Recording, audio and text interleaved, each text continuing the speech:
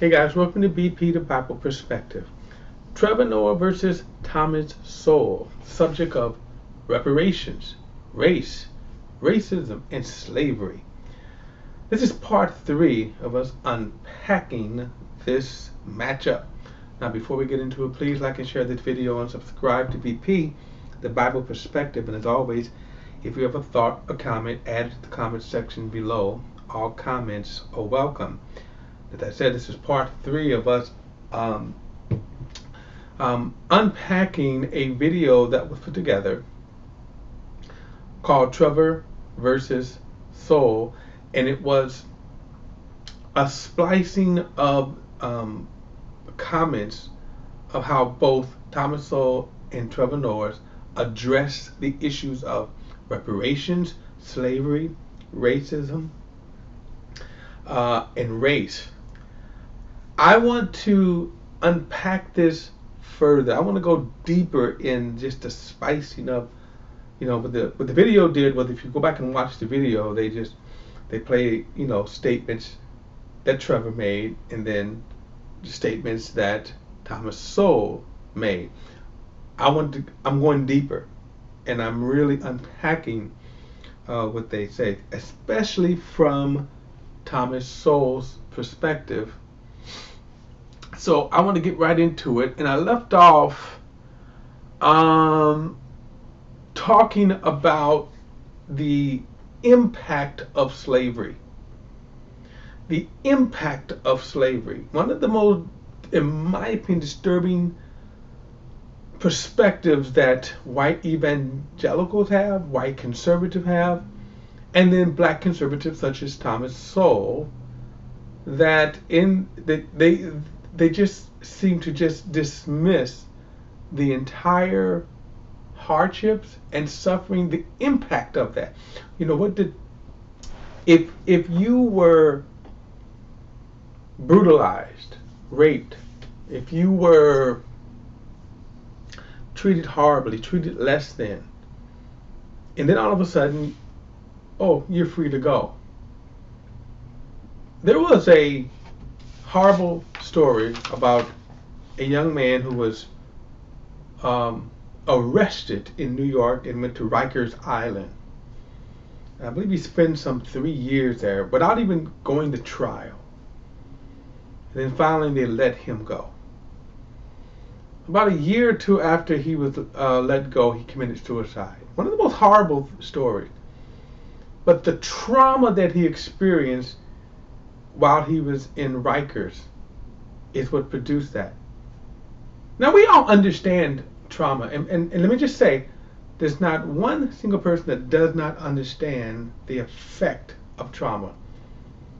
We know when people go to war, excuse me, the Iraq war, there are soldiers, we call it, I think it's what, PTSD, right? The trauma of what happened. You had soldiers that came back from Vietnam. Almost every war, there were trauma that they experienced. We understand that. The only people that white America, conservatives, white evangelicals, and black conservatives such as Thomas Sowell, the only group of people that they want to dismiss is the trauma that black people went through. Generations upon generations of being treated a certain way. And even after 1965, the trauma didn't end. Well, even now, as we speak, there are people who are trying to pass laws. That there are people right now, if they could, they would go back to the good old days. When we think about, I want to let me go back, and I want to catch up, and I want to comment on something that Dr. Sowell said. I'm going to catch up here. So to your question, I think you have to understand what the word reparations themselves squarely. Close quote. Slavery existed all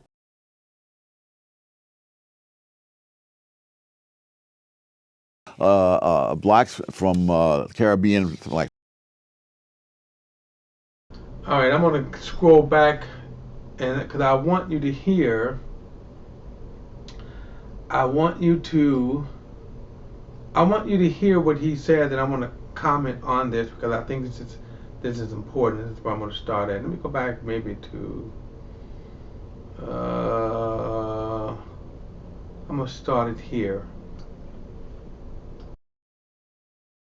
But this is true not only in the United States, it's true in England, and the situation is wholly different.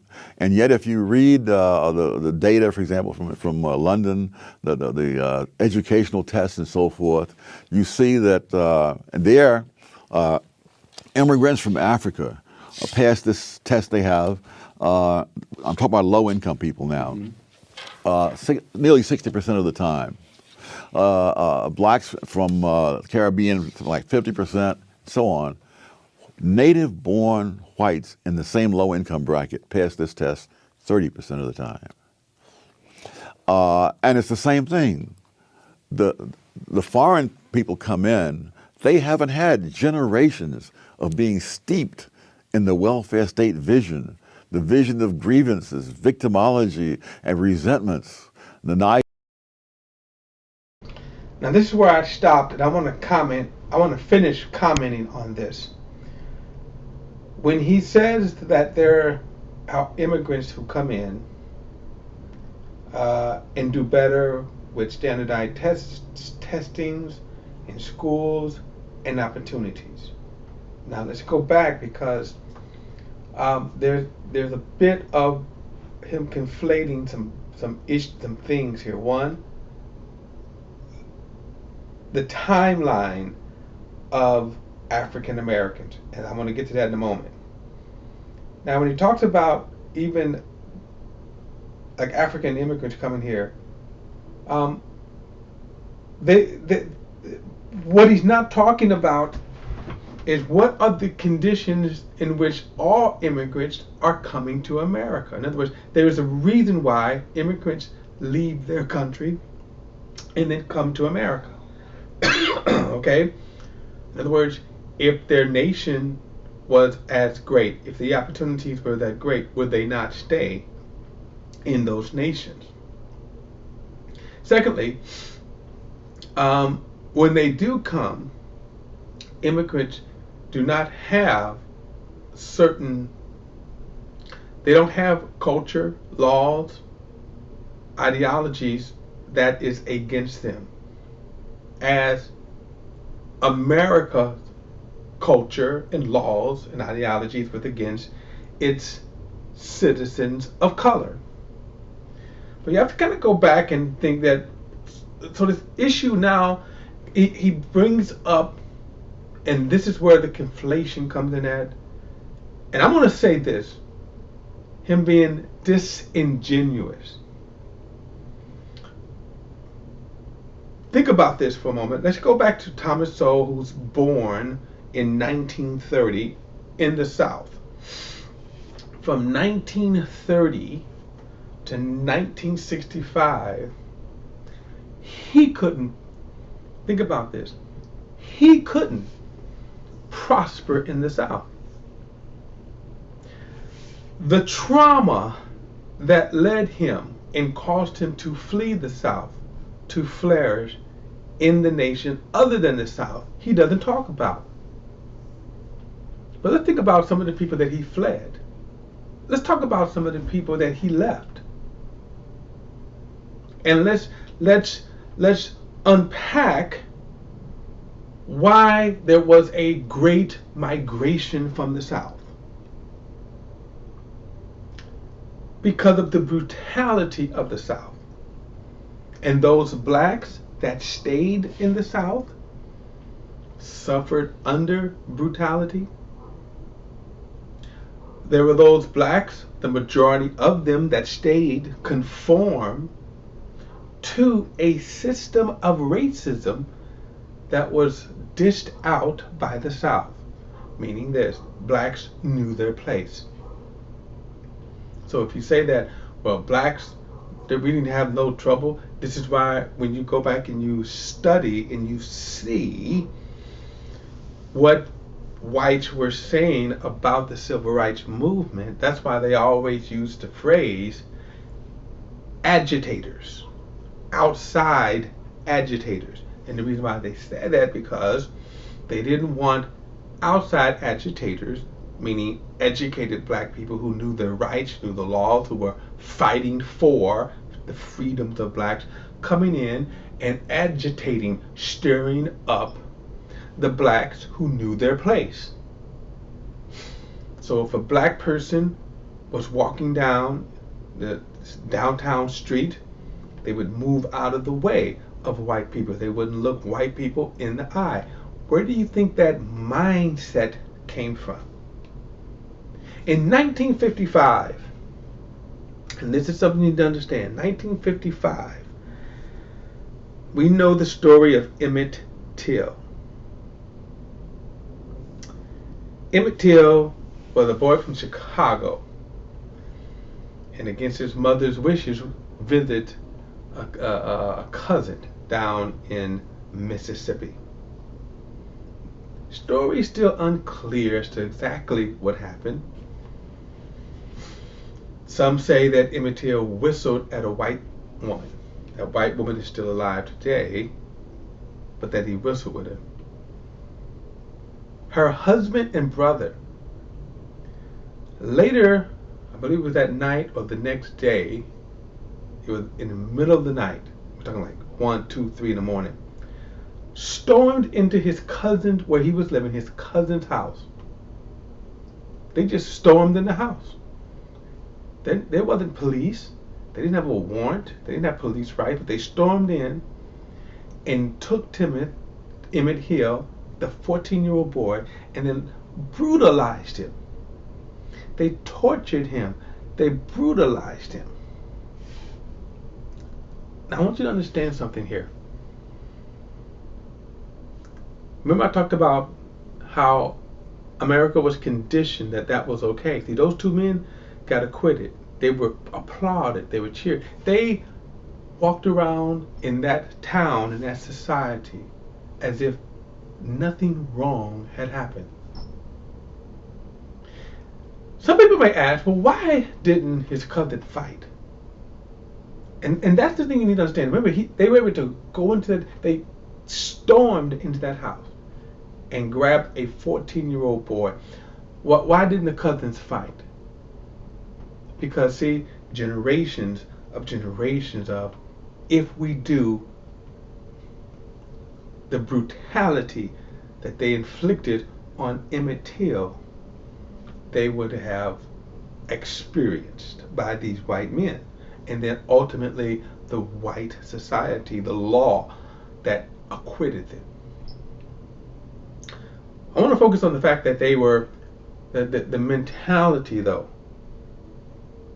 You should also know that there were 2 other black men who were involved in the kidnapping and murder of Emmett Till. I don't know why that's not talked about as much. Why did those black men participate? See, when you are conditioned to respond and to think a certain way, why don't those black people, why didn't they do better? Why didn't they demand more money? Why didn't they demand better living conditions? You know, you go to these towns in the South, the white side of towns would have sidewalks, running water, city water, you know, paved roads. The black side of towns usually didn't. Why didn't the black people fight for more? You see, the generations upon generations. And remember, in 1965, we're only just talking just a little over 50 years. From 1619 to 1965, all of those years of brutality, of slavery, racism, injustice, this was passed on from generations to generations. Those that had the mind that they did not want to tolerate it. That's why they left the South, the Great Migration. That's why they left the South. Those that stayed accepted those conditions. Just like people today. Why does Russia, why do the vast majority of Russian citizens don't condemn Putin for his attack on Ukraine? Think about that. See? Think about the mentality of Russians. Why don't people fight against him? He was the man who was able to just, as a dictator, rule. Why don't they fight? Why don't they stop him? Because, see, it's easier said than done. Those who try to stop him, right? They get poisoned, they get murdered, they get arrested, they get thrown in jail. When you rule with terror, then that generation, that brutality, that mentality is passed from generation to generations. So in 1965, think about this. We just changed. And the way Thomas Sowell is talking is that all of a sudden black people just got this way since 1965. That is dishonest to say that. Now, one other thing that we need to understand is the demonization of an entire race. So when he says the welfare state, and he mentions the fact of the democratic, and this is basically what he's saying, the democratic policies that have ruined black people. Even if that was true, it would only ruin a certain segment of the black community, not the entire black community. Remember I told you about cities such as East St. Louis, Alton, Illinois, Rosewood, Tulsa, and a slew of other black towns that angry, jealous white mobs destroyed. Now they could destroy them because, guess what? What was going to happen to them? In Tulsa, they were bombed. Think about that. They were bombed. So when you think about the system that was against black people, and when he said, look, there were smart business people who built up towns that were destroyed. How do you rebuild a town if you don't have a law system that was going to be in your corner, that if you build it, that these angry white mobs are just going to tear it down? So guess what? That fear, that trauma is passed on generationally. But then you look at, like any other community, right, in the South, blue collar, how are their SAT scores? Are they not the same? So he's going to mention it. I'm going to let him speak, but I obviously we're going to go to part 4 on this, but I wanted to really unpack this notion that what Dr. Sowell is doing is, in a sense, saying that black people, the reason why black people are not doing better is only since the 1965? Really? So that did white people stop being racist during that time? All right, let's go on, because it's just amazing to me. I guess at this point I'm wondering why black conservatives like Dr. Sowell will spend the time to be disingenuous. And trust me, he's being disingenuous. He knows better. Let's continue. The idea that there are enemies out there dedicated to keeping you down. Now, I should have just played it out a little further, but when he talks about enemies that are down, what he's not talking about is the system of America that did keep America down. That he's not talking to. Remember, think about this now. Remember, there was a system that caused him to flee the South. Right? He left the South. He wanted to be a baseball player. Why didn't he get accepted? He experienced racism in the army. All of his academic achievements did not come from the South. So there was a system that was against him. This is what's just disingenuous about this. I'm going to rewind this and let you hear his whole statement here. Let me go back. Let me see. All right, I think I can come back here. All right, here we go. And the situation is wholly different. And yet, if you read the data, for example, from London, the educational tests and so forth, you see that there, immigrants from Africa pass this test they have. I'm talking about low-income people now. Nearly 60% of the time. Blacks from Caribbean, like 50%, so on. Native-born whites in the same low-income bracket pass this test 30% of the time. And it's the same thing. The foreign people come in, they haven't had generations of being steeped in the welfare state vision, the vision of grievances, victimology, and resentments, the idea that there are enemies out there dedicated to keeping you down. That's the message that's been pumped into the head of the white lower class in Britain, and that's the image that's been pumped into the black low-income people in the United States, and the results are the same in both cases. But again, I think he's missing there's a lot that he's not adding to there. Like, why did the blacks not do better that caused him to leave? Okay, that caused him to flee the South that he was born in. See? Why did those blacks stay there? Why didn't they flourish? And then past 1965, see, what's disingenuous is that he's acting as if America did not have this history of damaging trauma inflicted on black people. See? And comparing them to immigrants that come to this nation, and they flourish, whether it's Irish, Italian, Polish, and yes, as I said, African immigrants.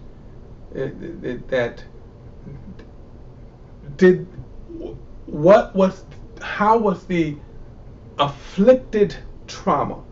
Now you may go back and says this ideal that black people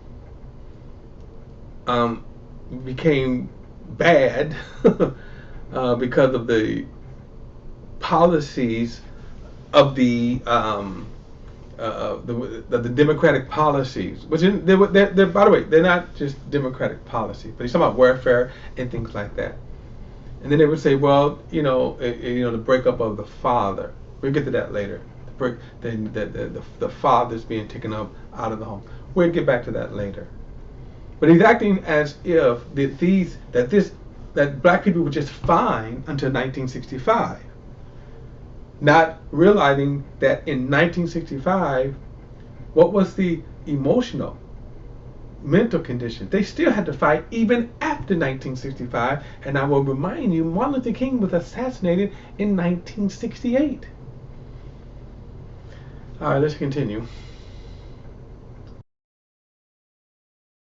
The thing I try to explain to a person is, think of it more like golf. Don't think of it as privilege, then think of it like a handicap, right? In golf, they acknowledge that you are in a position where you need so many advantages to be competitive in the game. Is that we ought not to be doing this? There are various laws and policies that benefit one group at the expense of another. But I think affirmative action has the distinction of being one.